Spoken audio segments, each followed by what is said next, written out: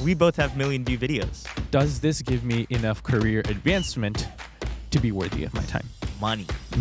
The Classic pairing. That is worth a 20% cut in price because they've cut out actually 20% of the time. Art is never finished, only abandoned. I want to be out of a job. Do you think there's someone else out there who's going to feel the same way about you in a couple years? Next season is my last season with an asterisk. Does that ever translate into your filmmaking now? Okay. On this episode, I sat down with a close friend of mine, Srijay Kasturi. Now, he's a videographer, a filmmaker, now a documentarian, and he's done all of these things for the last few years, but it's been his primary focus for about the last year or so. So we leaned into that quite a bit. We started by talking about a video he had that recently crossed 1 million views and the impact of that virility on his career so far. We then moved over into filmmaking a little bit, and he talked about the correct way, the right way to tell a story as a filmmaker and some of the wrong ways to do it too. Then we moved over to money. He talked about how he prices himself in the market. I know that's something a lot of videographers struggle with. And finally, we spoke a little bit about some of the projects that we have in our pipeline next year. Now, we've worked very closely together over the last few years on a number of projects, so I think he really opens up with me here on a lot of the topics that we touch on. As for this podcast, I have a lot of really exciting guests in the pipeline, but if there's anybody specifically you would like to see, please let me know down in the comments below. And of course, like, subscribe, and tell your friends about it. They'll have a good time also. Let's get into it. It's always easier to raise than it is to lower. Agreed. Yeah, once you've capped out, Mm-hmm. then it's impossible to get that back. Dude, I switched out my I sold my, I think I told you I sold my H4n, and I bought the H4 Essential because it does 32-bit float. So Yeah. I've stopped having to worry about levels or anything because I've had way too many performances get fucked by levels.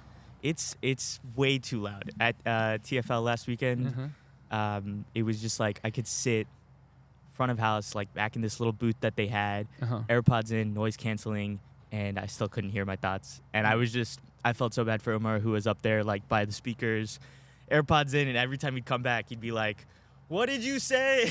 Yeah, dude. It was impossible. I wear my AirPods now all the time when I work.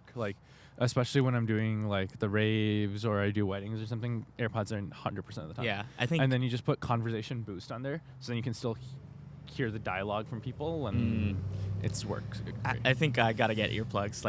My hearing out of my right ear is already messed up because when I used to do more football games when I worked at Virginia Tech, I don't go to the games anymore now that I'm just here at a studio. Yeah. But we'd wear intercom muffs, which were one headset, and then that was it. And then the mic would come in on this side. And this side would be open so that you could hear. And walking around in football stadiums for just the 2 years that I had that job, especially at Lane, which I still think is the loudest stadium I've ever been to, there is a noticeable difference between my right ear and my left ear. And wait, dude. Okay. You should. So if you go to urgent care or whatever, they can clean out ear gunk and stuff. My friend had that done because he's a musician. And because he had a noticeable difference, and it reduced that difference a lot. I remember I did that. I've done that maybe once or twice in my life, and it's the greatest feeling in the world. Yeah, I need to get it done. I need to get ear gun cleaned out of my ears because it's probably it's a good way to start. This episode is ear gun. Maybe we shouldn't put that. This is the episode. No, hey, welcome to the show. Welcome. I'm glad to be here on the show for my first time. For the first time, yeah. Yeah, I've never been here before. Hey, welcome back to the show. I don't know. I don't really want to hide the mistakes. We recorded this a month ago, and then I looked at all the footage, and I was like, man, this is really bad. Not you. It was just so unstructured. It was all over the place. And I think in all of my previous podcasts, I never have my laptop open. Now I have my laptop with all my questions and the flow that I have. And we're going to let the conversation be the conversation. But I just need this to anchor me back in case we run out of a certain topic that I can just go straight into the next one. But in Ashwin's podcast, I had my phone out and I had to critically look at that. When I did Aranya's, didn't look at that. When I did Sid's, Sid even in the podcast was like, "Oh, we're jumping around a lot, but it's great for my ADHD brain." I was like, "Thanks for giving me a save," but really, it's just because I have no idea what we're talking Correct. about because I don't have it in front of me. As a very ADHD person myself, I do love jumping around a lot, but I'll do my best to keep it focused. Well, it's okay. Well, this you can jump and then I'll pull you back Yeah. in with this. Yeah. But that's why I like live so much is because you get one shot and you have to make the best with what you got and then you just got to deal with it. It was way too easy for me to look at that footage and be like, we can do it better. And then I can just can that and do it again. I like live because I'm very good at, you tell me to be at a place for a time and then getting things done. Like when you give me that structure to work within. But then if you're telling me to take my unstructured time at home and structure it and edit, I'm just going to put it off. And like, that's just my ADHD. So I take as many gigs now as possible that reduce my editing workload. And if my editing workload requires like creativity, then I just don't take those gigs at all. It's better, I think, to be in a bit of a crunch. There's also like that famous saying where art isn't, how does it go? Art isn't finished, it's abandoned. I have it written down actually right here. Yeah, art is never finished, only abandoned. I think like the more time that you give a creative, I also hope the wind doesn't have an impact on this. I don't know. We're filming outdoors. We'll see how it and is. maybe I'll be sick after this because it is like 55 degrees outside. If not, it's time to hit up Adobe Audition and their vocal processing. True, stuff. AI, the magic of AI. Oh yeah, dude, it's so good. Which hopefully this will be the first episode that I actually use all of these AI tools and I hate myself a little less. Yeah. But art is never finished, only abandoned. I always think like the more time, if someone's working on something they really love, they're really passionate about, which I think like we kind of hope to do as creatives, that we it's not always possible. As you just said, like it'll throw you off your schedule. But if you give someone an amount of time, it's not like, oh, they can pace themselves better. It's like, oh, that's even more time that I can use to push this piece of work to the edge. And then you give them another week, then it's like, oh, I have a whole other week to make this even better. And then I can make it even better. So it's like you need a hard stop sometimes. If you give me another week, that's another week of procrastination. And that's what if it's like a passion project that you absolutely love? Or do you still feel like I need deadlines. You need deadlines. So like I'll give you an example on like art is never finished, it's abandoned. So 2020 is when I released my first short film. And basically like we shot that over 2019 to 2020 winter break. And then I was supposed to spend my time editing it and I didn't touch it. Like I always found something else to do. And then I went home for everyone was sent home for COVID, and we're like, okay, we need to get this movie out. And it was a lot. The film dealt a lot with fatherhood, so we're like, okay, Father's Day will be the release date. And so I did like a little bit. I'd done a bit of editing, but we went out in public and we announced we're releasing it on Father's Day. I think it was just June 21st or something like that. And so that lit a fire underneath me, and I was like, okay, well, I got to actually sit down and do this.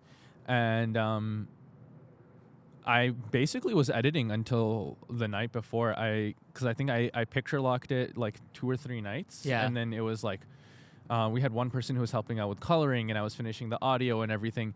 But, I go back and I'm like, wow, if I had another week, I would change some of the coloring decisions we made. I think the audio leaves a lot to be improved. But also if you had given me another week, I just would have started a week later and we'd be in the same situation. So let's say like you wake up Father's Day and then who was president at the time? It was Trump, right? And Trump's like, because of COVID, I'm going to push Father's Day back a week. So, and then you all of a sudden you'd worked all night and then you had this other week. You would still be a week from then. You would still be up all night 100%. The night before the deadline. If I had finished by a deadline and then suddenly I had another week to work on it, I would probably change a lot of it. But also I think I was getting to the point on that film where every change I made was diminishing returns. So could I have improved the audio on that film? A lot, yes, but would that have changed the narrative or the emotional core of it? No. I don't think anything I would have done would have changed any of the plot or the emotional core of the film. Do I think the coloring decisions were a little, it's my first time able to color grade things? Yeah. But I also, Do you feel better about your color grading skills now? I mean, technically speaking, I didn't color grade any of that film because I'm colorblind. I gave the creative direction on the color grading. I'll say that's one thing that I do love about color, though, in particular, and it's kind of like this with audio too, but I think it's a little harder, because my background of video shading from TV from when I was a student in college, you get all of these scopes for color, Yeah. and you can pinpoint exactly you can color grade something without even looking at what it looks like. Correct. Which I don't recommend doing, but I've known a lot of shaders who are colorblind or for some capacity. And like you just have all of these tools in front of you that can tell you exactly where colors are and, Oh, and what absolutely. the levels are. And I think it's so easy once you learn to read the scopes to make something that looks good. Not that I ever fully take advantage of those on Premiere, but still. I mean, reading scopes has been very beneficial for when I correct like exposure and stuff. Like the majority of my grading ends up being fixing exposure. Where do I want my mids to be sitting? Where do I want my shadows and highlights? And getting it all in the right place. And I can't do that without scopes. Like I absolutely need scopes to see what's happening. Greatest tool. You and I'm going to get into one of the topics that I actually have written down now. Now that it's so easy to go off on a tangent with you. It's so great. But you and I are both in the same club of achievements, I guess. Can you guess what that is, having given you no context now into what I'm talking about? Just any guess. We're both in the same club, same accomplishment level when it comes to video. We've done Bhangra, classical, Ras, and fusion competitions. Oh, I didn't think about that.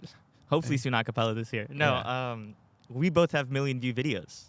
Ooh. Yeah, that's good, right? Yeah. You have your... I think you have a I TikTok have a that TikTok went viral on you analyzing someone's calls, I think. I think a million views on TikTok doesn't count. Like, it might be like 5% of the effort of a million view video on YouTube. Yeah.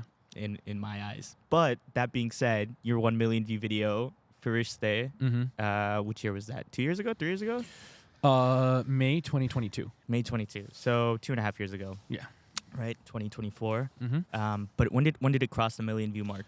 It crossed the million view mark on... It was actually one of the captains of First Day, Sartaj. It was on his birthday in... It's really poetic.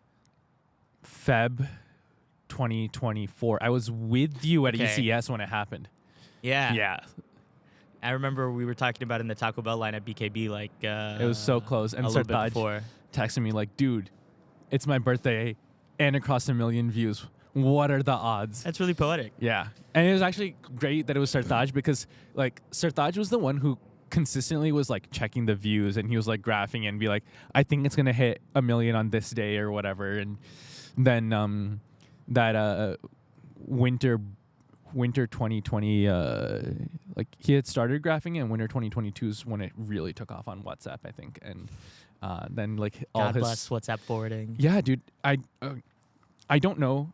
I've never seen this WhatsApp forward, but I am confident it was a WhatsApp forward because I looked at my YouTube analytics and I saw like the traffic source was WhatsApp, a huge traffic source, and it like spiked in December and January. So very confident. When everyone else is sending Christmas WhatsApps, we're sending Bhangra WhatsApps. Exactly. And my guess, it's like also like there's a huge set of India viewership on that video.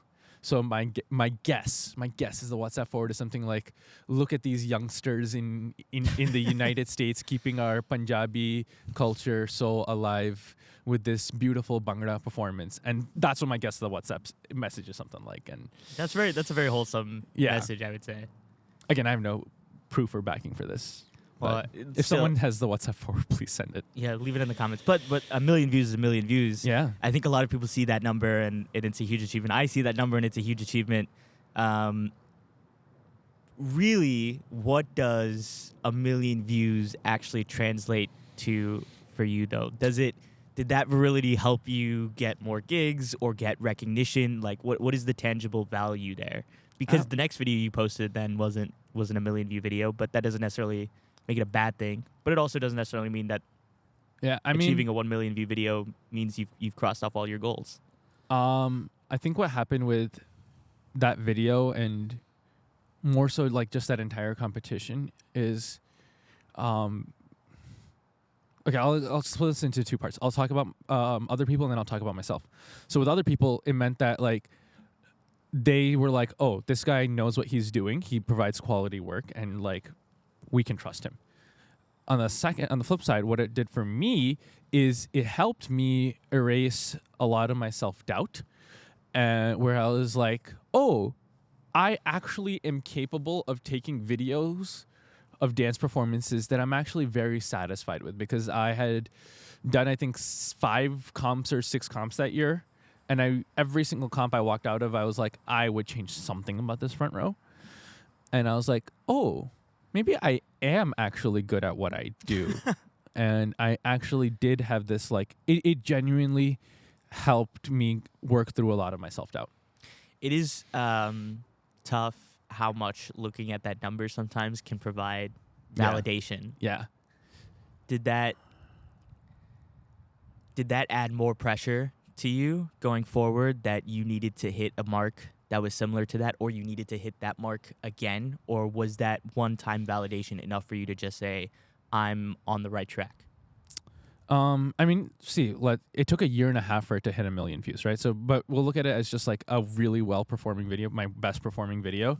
And ironically, the video right before that was the best performing was Virility, but at Bunga and the Berg, the previous November. So that was Bruin Virility was May, Berg Virility was November.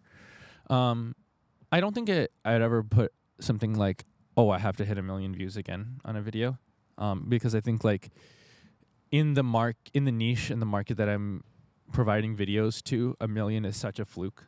No video since COVID, with the exception of that, has hit 1 million views, right? So I've never been like, I gotta hit another 1 million views. But I mean, for context, all of my videos last year, they were all back row videos, and I did 4 comps where I released the back row video. That was a total across the entire season, I think 30 plus videos, 35,000 views, and you had 1 million on one. Yeah. So in a way, it is a bit of a fluke, but also in a way, but I mean, still an incredible achievement. It is. Bruin is. I think there's a lot of factors that go into why Bruin videos specifically end up performing significantly better than How much of that is within your control from a technical standpoint? Could somebody else have just slotted in and with that performance also hit 1 million views? Or how much of that do you think came down to your technical ability to push it over the edge, make it rewatchable, or give it a platform that initially had a lot of people exposed to it? How much was in your power? Okay, so I think you have to look at it in like 2 aspects. Like, one is you have to understand the circumstances around it, right? So Bruin, I say, is on the level of Legends in the Fusion circuit, RAS in the Raw circuit. But what Legends and RAS have is that you have the team that's performing their final performance there at Nationals. They're also performing it like 4 times before at 4 different comps ahead of time. So let's say you take OSU Origins 2023 Joker year, right? There are 5 different performances of that across the season, 10 different angles, or 10 different videos on YouTube. Actually, I think there's more because there's like a lot of audience views that go up there. So you end up fracturing the views across it, right? So let's go back to Bruin. First, they performed this set 1 time. They performed 3 times that season, but every competition was totally different because the rubrics necessitated different sets. So this happened only 1 time, and there were 2 angles of that. Harjo Tundal Gabru TV had the back row balcony, which is what he's been doing for forever. And I do have respect to him for having consistently for 20 plus years been doing Bunga videos. And then I headed there and I brought the front view. In terms of what was in my control, it was my 3rd time recording. I recorded them twice during tech time, so I had like an idea of what was happening. I knew what the set was. And so it was on me to not mess it up. And I think I did a really good job at capturing the entire energy of the set and making you feel the emotions that set made you feel. And one of the reasons why I love front view is that you feel like you're right there with the dancers, right? It's I like to think of back row as the objective view of what happened and front view as the subjective view, my subjective interpretation of what happened. And at some level, like, I could have messed up. Like, I could have forgotten to hit record. Could have gotten corrupted. I could have, my battery could have died in the middle of a performance. So many things could have happened. So, on those ends, I was competent. But it was also a really, really good performance. Like, I don't know that nothing has hit the level of that performance since that performance. So I don't think there's ever been an opportunity for something else to go as viral. I like that you mentioned that it's back row is the objective of what happened, and the front row is your subjective interpretation of the performance, because people can shoot it differently. People can focus in on different things differently. You saw the performance twice going into it. What is your responsibility as a storyteller to capture just what's in front of you versus shaping the story as you're capturing to kind of maximize enjoyment for the audience? Where's that line of just, we're just going to film what's there versus let me actually try and emphasize certain things?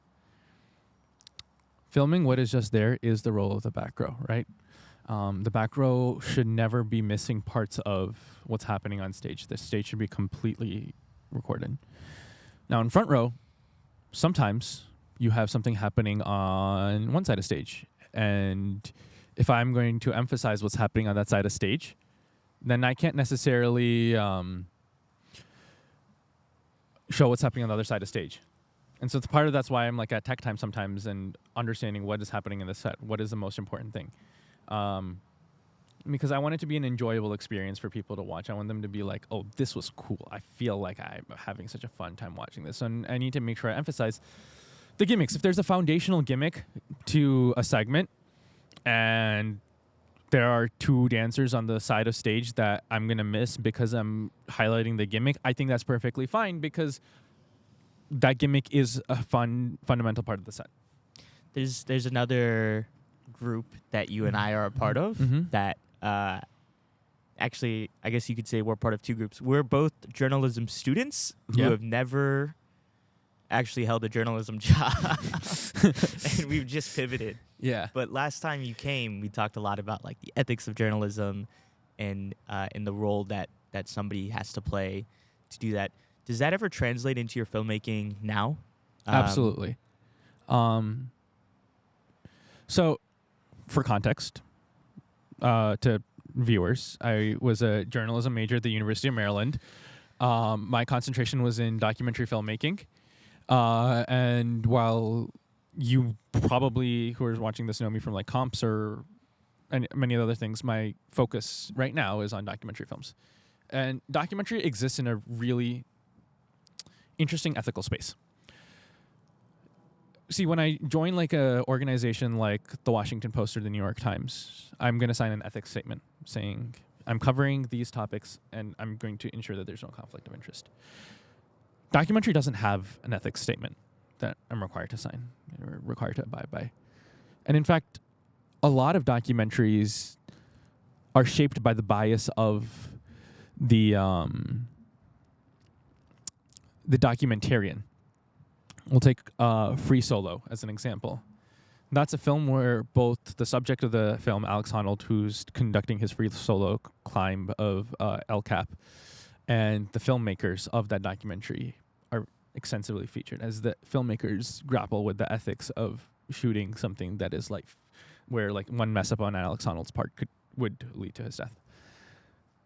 So that ends up in a really interesting ethical space. And it's up to you to say, what is the story that I'm trying to tell? How can I make sure that I build trust with my viewers? And how can I make sure that I'm creating something that's engaging and worthwhile to watch? Is there a set line in your head where if you're creating something or if you're watching something, you can immediately say, yeah, this is wrong. They've crossed the line. I've crossed the line. Or is it different from project to project? I think if you are going to try to say that you are completely neutral, and I start seeing it in your film that you're not neutral, then there's an issue, right? I think there's plenty of documentaries that come, like, there's some conservative media outlets that have been putting out documentaries lately, and they have their own viewpoints that shape the narrative of that documentary. There's liberal outlets that will put out documentaries, and they'll have their own viewpoints that shape that narrative. And as long as you acknowledge that there's a view, I think it's fine. Like, for instance, I'm working on a documentary right now. I've been down here in Atlanta shooting it, which you'll find out what it is later. I'm not going to say that I'm unbiased in this documentary. I have a vested interest in seeing one result happen. But that doesn't mean that I suddenly need to turn off my camera and stop shooting everything that happens, right? And I think part of it's also you still need to draw some boundaries. Like, so for instance, the subject of my documentary does not have Final Cut approval. Right. So the person it's on or the group that it's on, they're not going to view it. We're watching it from the lens of your perspective. Exactly. So, you know, after I finish like the first drafts and everything, I'll probably send it to them. And if there's anything that they say, I want this taken out, I'll consider it. And if I think that like there's more risk to it. Okay. I have when It's a lot of pressure. This is basically an ethics 101 class this now. is an ethics 101 You've class. got to teach an entire semester. And I was a philosophy in minor 5 in minutes. class. I was a philosophy minor in school. So this is what I do understand this. Okay, here's how I'm gonna get this through. Okay, when I'm making a documentary, I'm trying to put a magnifying glass over something that's happening because I believe that telling this story is going to serve a greater interest, right? What has to happen is you have to make sure that what you are saying and what you're putting out into the world is in service of that greater interest and not just in service of your film. Okay, so there are certain things that you can put in front of the public eye that It's a really tough balance because you could say being honest about your bias is enough, but it's actually not enough because if you're honest about your bias but still intentionally only telling one side, then but you're saying, hey, I'm honest about my bias. This is really what's going on, though. Mm-hmm. You can still misrepresent what's going on. Yeah, I think it is important to accurately represent what reality is and the truth of the story. I do think there is a responsibility to make sure that you're not just putting stuff out for the sake of putting stuff out and putting stuff out for the sake of transparency. You have to understand what is the ultimate goal and the focus and the message that you're trying to get across. And if something is going to create more harm and more damage to the mission of and the vision of your documentary, you don't have to put it in there if your narrative and your emotional core is still there. One of my favorite, I think I got this like probably my third year of college, and I like pinned this on my wall. I still have it in my apartment somewhere. It's a saying about journalism, which is kind of adjacent to what we're talking about now. But it's if someone tells you that it's raining and another person tells you that it's not raining, your job isn't to say, this person said it's raining and that person said it's not raining. Your job's to look out the fucking window and check, is it raining? Exactly. And that's why that's a lot of the issue. That's actually, I think, in one of my classes, in my news reporting class, that's literally the first thing they talk about. Yeah. Is like, that is like the opening lesson of the class. It's like, if someone says it's raining and someone says it's not, your job is to stand outside. People get lost on like, I need to tell both sides, or I need to tell one side, or I need to like at least give this person a chance or whatever. But it's really like it's your mission to find the truth. It's not just to say what's going on and let people make the decision for themselves. In a sense, you have to give the viewer that freedom, but also you have a responsibility to them that you've done the work. Yes, and I think one of the issues I think I've seen a lot this year is that kind of the way our society is built is that it necessitates two answers to every problem when actually there's only probably one right answer. Yeah, you can't both sides everything. Not everything has both sides. But I think what my point that I was trying to get at is, okay, someone's saying it's raining, someone's saying it's not, right? Your job is to go outside and see if it's raining or not. But your question is, does it matter if it's raining or not? And my point to that is like, if there's like a slight drizzle, why should I bother writing a news article about it, right? What matter? Let's say my job is to report on weather catastrophes. I don't need to report on every single instance It of drizzled drizzling. before we started recording. Did you report that? No. But now let's say a hurricane is about to come through here. That's my responsibility to report. I'm not withholding the truth from you. I'm not lying to you by not reporting on this little bit of drizzle, but I'm emphasizing that my responsibility is to report on severe weather. I can ignore all this regular random weather, and so that way I'm focused on one specific story. Hey guys, cutting in partway through just to say that Srijay and I had a blast recording this, and I hope you guys are enjoying it as well. If you've had a favorite part so far, let me know what it is down in the comments below. And of course, while you're down there, like, subscribe, or follow depending on which platform you're listening to this on. Let's get back into it. Let's pivot over from basically one side of the spectrum to the other. We're going to move from ethics to something that goes really well with ethics, money. Money. The okay. classic pairing. Oh, beautiful. Money. We'll get off of that. Nothing questionable there at all between money and ethics. But I guess we'll kind of go back into your world of filmmaking a little bit. Yeah. We've worked a lot together on competitions. We have a good idea of each other's rates, but you and I have very different motivations for why we charge people for our services. Mm-hmm. And yet our numbers are different, but they're, I think, similar enough when you look at like the vast world. And that to me is so fascinating because you are like an independent, your own business. If you don't get paid, you can't pay your bills. Maybe not to that extreme, not yet. But, you need this money to make sure that you can keep going. But also you can't overcharge. I'll let you answer. Okay. So what are the factors that go into creating your costs? Because it's very different to the factors that I consider when I'm charging somebody something. Okay, I'm going to give two pieces of context before I start talking the factors. Okay, context number one. When I finished my classes and everything, I said I'm going to take 1 year and I'm going to not search for a job, search for a 9-to-5 or whatever. I'm going to just full send video freelancing and see how far I can take that. And if I'm happy with the trajectory of it, I'm just going to continue with that. And part of what goes in... That's good Foley right there. Yeah. Part of what goes into understanding if I'm happy with the trajectory is obviously finances. Okay, context piece number 2. I am incredibly grateful to my parents because they are the ones who are giving me the safety net and essentially helping me with cash flow issues.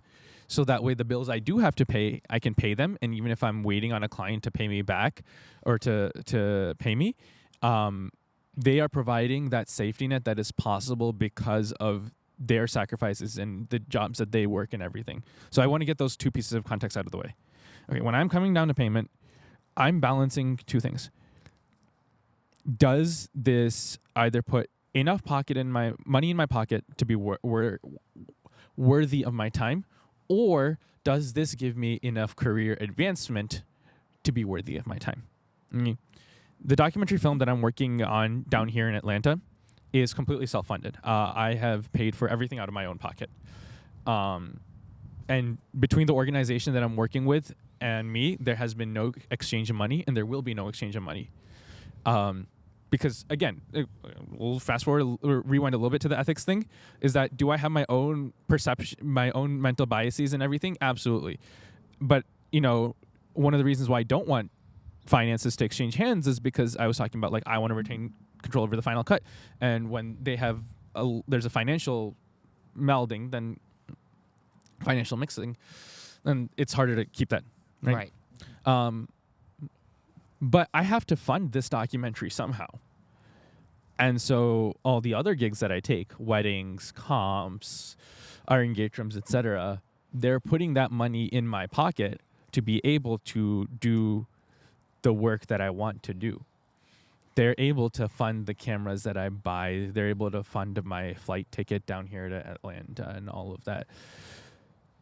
And when it came to like actually setting my prices, I started to realize that like I have to set minimums for myself. So it sounds kind of like stuck up to say this, maybe facetious to say this, but like I don't get out of bed for under $500. right? But I had to set that minimum because, like, why am I going to spend so much time like driving to a place, shooting? I'm going to spend probably 20 hours of my time to make $400 because people look at it as like, oh, you're gonna just like I'm paying you for like the 4 hours that you're shooting. Okay, that's not true. You're paying me. It's gonna take me at least an hour and a half to prep. Planning, 2 hours to prep. Okay, let's say I have to spend 2 or 3 hours of my time just driving and commuting. Okay, I literally like even things like showering, getting dressed, all of that. Those factor into how much time I'm going to spend on this gig. Post-production time. I might be fast in my post-production, but it's still post-production time. And so you need to hit a certain quality benchmark. Exactly. I can't deliver that. And one of the things I learned very quickly is like, if someone would like stiff me on price, I would do a worse job. And then I realized that the people who are looking at my job and saying, wow, he did a bad job, they don't understand that I just wasn't paid well for it. And that's what influenced me. So I was like, I still have to do a good job no matter what I'm getting paid. Right. Yeah. So and all of this time, you know, you might be at the shoot for 4 hours, but all this planning, all this prep, all this post-production, that's also time that you're not working on another project and getting paid for that project. Exactly. Also. Exactly. That's like one of the things I'm trying my best to do is like for comps this year, not fly in Friday mornings so that I can work on Fridays and fly in Saturday morning, minimize my time at the competition so I can do other things. Right. If someone comes up to you and they go, hey, I can't afford your rate, I can afford 75, 50% of it. What are the things you factor into considering lowering your rate? I look at like, what do I think? So I look at like, if you're asking me to lower my rate, let's look at ways we can do that. Like, can we perhaps lower the deliverables? Maybe, like, if you want to cut some money, maybe I just don't do exhibition acts instead, and that saves me. Like, even though I'm spending the same amount of time sitting there, that saves me on editing time. Like, if you have 3 exhibition acts, that's 6 videos I don't have to edit.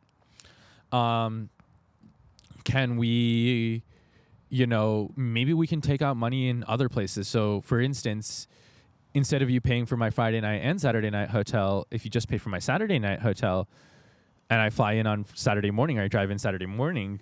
Okay, we've lowered prices. We've lowered some costs that way, so then maybe there's actually space to keep my normal rate. Or is this something that I genuinely think is worth my time? So, for instance, like when we work together, I do take a price cut because I know that like I want to work with Shaq and it's worthy of my time, and I think we have some goals that we want to hit and some things we want to get done, and I think that's worthy of my time and that's worthy of me taking a price cut. It's so interesting how many parallels there are between between how you justify your price point and how I justify my price point. Mm-hmm. When fundamentally they're also so different, right? Yeah. Like you are a freelancer. If you're not making this money, if you're not making money from a gig, you're not making any money. For me, this is entirely a side project, a passion project. I'm still getting, my 40 hours a week paid. Every single week I'm going to get a paycheck. So for me, it's I charge a minimum amount so that I can justify not having a weekend because I know that my bills are covered regardless. But then I'll also cut my price if I know that it's a passion project of mine or something that I wouldn't normally be able to do. That's how I set my high end and my low end. I'll give a different perspective on this. So for context, I think probably only a quarter of my weekends end up being free at this point. Like I'm working most weekends. Right, exactly. But what has happened in the past couple of years is I've been able to establish really good relationships with a lot of vendors around the DMV area. So the reason it's so rare that I'm not working most of my weekends is because I have a lot of sources of gigs. So if one client says, I can't pay you your rate, I'm just going to say no because I'm confident enough that I'm able to find a gig somewhere else. Right. And you know what? What I've learned is that with how few free weekends I have, if I don't work for a weekend, I'm actually really happy because I get to rest. So maybe and now our energize. motivations are getting closer and closer and closer. And I think in terms of like the level of gigs are not fully where I want it to be, and I'm really trying to push forward and see how I can get more and more in terms of those opportunities. But like, for instance, and 2 weeks from now is what was supposed to be Ras Chaos. I think it's called GW Garana or something like that. And I They believe changed the name. yeah, because so they canceled Chaos and they're doing a fusion exhibition basically. For the R.I.P. weekend. I will talk to you later about why I think Yeah, Chaos yeah. got canceled, because I think it's a really fascinating look into game theory. Okay. That morning I'm doing a wedding in Baltimore, and if I don't, so I'm doing the ceremony in Baltimore, and if GW Grana happens, then I'll be covering that in the evening. If not, I'm just going to cover the reception in the evening. So I have 2 options for gigs. There's a lot of times where I'm like split between, I have a couple different options, and again, that's because I'm really doing my best in the DMV to expand my network and expand my sources of where gigs come from. And okay, I'll give you another thing on pricing, okay? About 50 to 60% of my gigs come from like 3 people, because they just text me. They're like, hey, we need you on this day at this time. And you know what? I'm there. And I know I said I don't get out of bed for $500, but they get a price cut on it. Like, these guys get me at like 70 to 80% of my regular rate. They're consistent and they're reliable, and they know you're consistent and reliable. Exactly. So again, okay, let's go back to when I was saying about 20 hours on a gig. One of the first things I forgot to tell you is that part of that 20 hours is the negotiation, me signing the contract, me collecting payment, all of those things. I don't have to worry about these things with these regular clients, vendors, right? You know, they just text me, be here. They're like, are you available at this time on this day? And I say yes, and they're like, and then I get a Google Calendar invite, and it's done. It's done. That is worth a 20% cut in price, because they've cut out actually 20% of the time that I'm spending on it. And you know what you're getting. You know who you're working with. Exactly. It's way easier to work with people that you already know and that you like working with. Exactly. That's why we work together. Yeah. And take price cuts to work with each other. Exactly. So I will take a price cut for people who give me reliable work. So it's like people look at like retainer models or whatever, right? Like, if you're going to give me a gig a month, like, yeah, dude, I will take a price cut if you can guarantee me this amount of money per month. It helps. It's good security like that. Mm-hmm. Yeah. Before we end, let's talk about next season a little bit, just because that's how both of us work together, mostly through comps. That's how we met. That's how we work together on a pretty regular basis now. Most of our 2025 season is locked in. Mm-hmm. At least mine is, bar maybe one question mark. I know what my season looks like next year. Yeah. I don't know about you, but I've said next year is going to be my last season. Hopefully I stick true to that word. I think you've talked about that being the case in the past. I don't know if it is or not. Next season is my last season with an asterisk. Okay. So let's talk about, maybe we'll talk about that asterisk then. So I don't know, when you look at this potentially being the last season, what are the last goals that you're really looking to hitting? What are the marks that you're really trying to get to for you to count it as a success? Okay. One of the things that has happened for me, and one of the reasons why I'm so ready to stop doing comps, is I've run out of non-financial goals. I had a goal one year. I want to do Berg, Blowout, and Bruin. I hit that. I've hit that goal. I've done that in 2 different seasons. One season where I did back row at Berg. The photos. triple double, they call that. Yeah. They don't call it that. I did photos at Berg. Sorry, I did back row at Berg, photos at Blowout, and front row at Bruin. And that was my 2022 season. And then in 2024, I ended up doing front row and back row at Berg, Blowout, and Bruin. So that was my Bunger Circuit goal. Hit those 3. My Ross Circuit goal, hit Ross All-Stars, get it done. I hit that.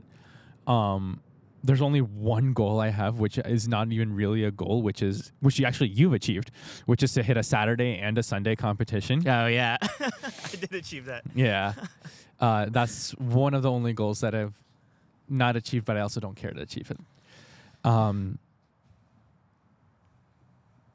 So at this point, my only like reason for sticking around the circuit for one more year is that it is a really good source of finances. Like, it is reliable. I think I'm doing like 8 or something comps this year. And they're all at a price point I'm very, very happy with. I have not really lowered my price for anyone. And if I have lowered my price, it's because there were extremely valid reasons. Like, I just said yes to a competition, and it's a little under, it's not even that much under, it's like 25% under my normal rate, but it's 20 minutes away from my home, so I don't even have to like travel. Yeah, that's so valid. So it's not even that bad, right? Yeah, basically it's like I say yes to things, to competitions at this point, just because like I kind of like the money and I want to get paid. You know, there was a DJ I was talking to a couple weeks ago who had stopped DJing last year, I want to say, because they were like, I've like hit all my goals and everything like that, and you know, I want to focus on this other part. But then they're coming back this year because they're like, well, it's good money. Yeah. And then that's really all it is for them. And I think that's fine. That's fine. It's fine. Because it is just gigs, you know? Yeah. But one of the reasons why this is pretty much my last year is it does take my eye off of every other ball for a bit. And even though the money is good, at some point I need to be able to develop other career paths and prospects. So this is my last season of doing like, I did 13 comps last year. I'm never doing that again. It's too much. That's a quarter of my year dedicated 13 to weekends. 13 weekends. It's too much. Too much. That's a quarter of my year. Take a weekend off. Put your feet up. Watch some TV. I did 8 in a row. That's way too much. Yeah. I think like Also, I was taking 18 credits at the time. Oh, that's terrible. Yeah, I think like 2 years ago it was like I did like 4 weekends in a row or whatever, and it was tough because it was like it was the 4 weekends of comps in a row straight into March Madness, and then there was another comp, and then coming out of that was like NBA playoffs, and then that was like that was probably the toughest season I've had. I'm getting nowhere close to that this year, but yeah, take your weekends, man. Don't burn yourself out. Yeah. Do you worry about burnout at all? You work 8 weekends in a row or something like that. Is that something you take into consideration when you're building out your calendar now? So when it comes to comps, I don't worry about burning out of comps because I think there's like it's a sprint from end of Jan to early April in which I hit a ton. And I'm going to hit like a few months without a competition, so I don't worry about burning out that way. But I'm not going to say I'm no stranger to burnout. 2023 August, I was exhausted. It had been such a grueling year. Like literally, like I think like September of 22 all the way to August of 23 was so intensive and grueling for me. I was just exhausted. And for like 3 weeks, I sat on my couch and I watched an average of a movie a day. And then the semester started and I was like, all right, cool. I did that. I watched like 25 movies or something in 25 days. Did you need to do that though? Do you feel like you needed that? Yeah. At first I was like, oh, I'm just doing this because I have a little bit of free time. And then I was like, I don't care to fill my time up right now. But I also knew that I had the semester starting at the end of August, so I knew there was always a cutoff to it. I knew that there's always something that I'm working towards that's going to break me out of it. So I was like, okay, if that's fine, like, you know, we'll just do it. And since then, I think I've been a bit better about managing it and kind of, you know, one thing I learned is like people work 5 days a week and then they take 2 days off. And it just so happens that my 5 days overlaps with other people's 2 days off. Like my weekends are my work days are your weekends, right? So if I have a weekday in which I just don't do anything and like I chill, that's perfectly fine because I just spent my entire weekend working. I don't have to spend every single 7 day, all 7 of my days working. I can just work for 5. Let's go back to the 2025 season. You've hit all of your internal goals. Now it's kind of just doing it for the business purposes. Mm-hmm. when you think back at your time in the scene, do you